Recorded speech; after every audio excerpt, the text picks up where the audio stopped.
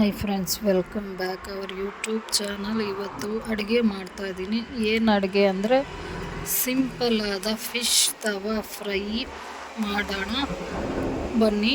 ಮೀನು ತೊಗೊಂಬಂದಿದ್ದೀವಿ ಇವತ್ತು. 1 kg ಜಿಲೇಬಿ ಮೀನು ನೋಡಿ. ಜಿಲೇಬಿ ಮೀನು ತಂದಿದ್ದೀವಿ. ಇದು ವಾಶ್ ಮಾಡ್ಕೊಂಬರ್ತೀನಿ. ಇದಕ್ಕೆ ಏನೇನು ಮಸಾಲೆ ಹಾಕಬೇಕು ನೋಡೋಣ ಬನ್ನಿ. ಸಿಂಪಲ್ ಮಸಾಲೆ.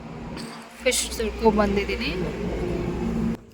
ಇದು ಫಿಶ್ಶು ವಾಶ್ ಮಾಡೋದಕ್ಕೆ ಸ್ವಲ್ಪ ಅರಿಶಿನ ಪುಡಿ, ಸಣ್ಣದು ಸಾಲ್ಟ್ ಬರುತ್ತೆ, ಅದನ್ನು ಹಾಕಿ ಸ್ವಲ್ಪ ಹೊತ್ತು ನೆನೆಸ್ಬೇಕು. 5 ನಿಮಿಷ 10 ನಿಮಿಷ ಟೈಮ್ ಇದ್ದರೆ ನೆನೆಸ್ಬೇಕು. ಯಾಕೆಂದರೆ ಫಿಶ್ಶು ಕ್ಲೀನ್ ಮಾಡ್ಕೊಡೋರು ಆ ನೀರು ನೋಡಿದ್ರೆ ಮೀನು ತಿನ್ನೋಕ್ಕಾಗೋದಿಲ್ಲ, ಅಷ್ಟು ಗಲೀಜು ನೀರಲ್ಲಿ ವಾಶ್ ಮಾಡ್ಕೊಟ್ಟಿರ್ತಾರೆ. 1 ಸ್ಪೂನ್ ಧನಿಯಾ ಪುಡಿ, ರುಚಿಗೆ ತಕ್ಕಷ್ಟು ಉಪ್ಪು, ಸ್ವಲ್ಪ ಕೊಬ್ಬರಿ ಎಣ್ಣೆ, ಒಂದು ಸ್ವಲ್ಪ ಅರಿಶಿಣದ ಪುಡಿ ಮತ್ತು ನಿಂಬೆಹಣ್ಣು ಒಂದು, ಎಲ್ಲ ಹಾಕಿ ಸ್ವಲ್ಪ ನೀರು ಹಾಕಿ ಮಿಕ್ಸ್ ಮಾಡಾದ್ಮೇಲೆ ನೀರು ಹಾಕಬೇಕು. ಕಲಸಿ ಇಟ್ಟಿದ್ದೀನಿ.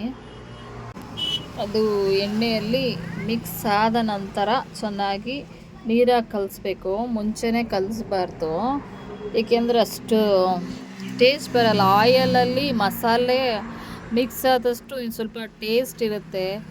ಅದಕ್ಕೆ ಸ್ವಲ್ಪನೇ ನೀರು ಹಾಕಿ ಆಮೇಲೆ ಕಲಸಿ ನೋಡಿ. ಕಲಸಾಯಿತು. ಇವಾಗ ತವ ಕಾದಿದೆ ನೋಡಿ. ಸ್ವಲ್ಪ ಎಣ್ಣೆ, ಇದಕ್ಕೇನು ಜಾಸ್ತಿ ಎಣ್ಣೆ ಬೇಕಾಗಲ್ಲ, ಸ್ವಲ್ಪ ಎಣ್ಣೆ ಹಾಕ್ತೀನಿ.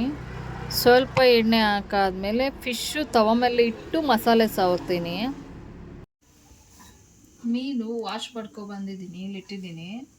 ಇದಕ್ಕೆ ನಾನು ಇಲ್ಲೇ ಮಸಾಲೆ ಹಚ್ತೀನಿ. ಇಲ್ಲೇ ಯಾಕೆ ಮಸಾಲೆ ಹಚ್ತೀನಿ ಅಂದರೆ ಜಾಸ್ತಿ ಮಸಾಲೆ ಇಡ್ಸೋದಿಲ್ಲ ಅದಕ್ಕೆ. ಇಲ್ಲಿ ಹಚ್ಚೋದ್ರಿಂದ ಸ್ವಲ್ಪನೇ ಮಸಾಲೆ ಸಾಕು. ಯಾಕೆಂದರೆ ಇದು ಸಿಂಪಲ್ ಮಸಾಲೆ ಆಗಿರೋದ್ರಿಂದ ಇದು ಜಾಸ್ತಿ ಹಚ್ಚಿದ್ರೆ ಅಷ್ಟು ಚೆನ್ನಾಗಿರಲ್ಲ. ಇದು ತವಾ ಫ್ರೈ ಮಾಡೋದ್ರಿಂದ, ಡೀಪ್ ಫ್ರೈ ಆದರೂ ಜಾಸ್ತಿ ಮಸಾಲೆ ಹಚ್ಬೋದು. ಮತ್ತು ಇದು ಬೇಸಿಗೆ ಇರೋದ್ರಿಂದ ತುಂಬ ಮಸಾಲ ತಿನ್ನಬಾರ್ದು, ತುಂಬ ಮಸಾಲ ಐಟಮ್ಮು ತಿನ್ನಬಾರ್ದು, ಸೆಕೆ ಅಲ್ಲ. ಅದಕ್ಕೆ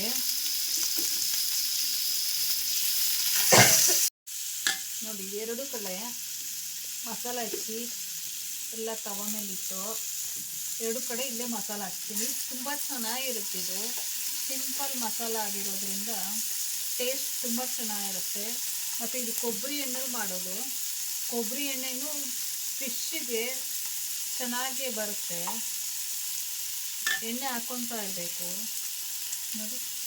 ಎಣ್ಣೆ ಹಾಕ್ಕೊಂಡು ಫ್ರೈ ಮಾಡಬೇಕು.